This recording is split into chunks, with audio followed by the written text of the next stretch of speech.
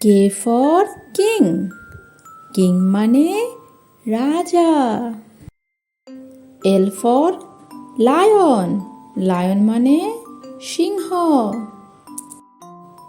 M for mango, mango মানে আম।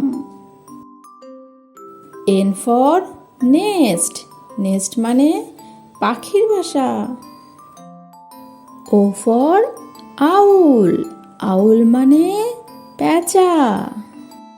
P for parrot, parrot মানে টিয়া। কিউ ফর কুইন, কুইন মানে রানী।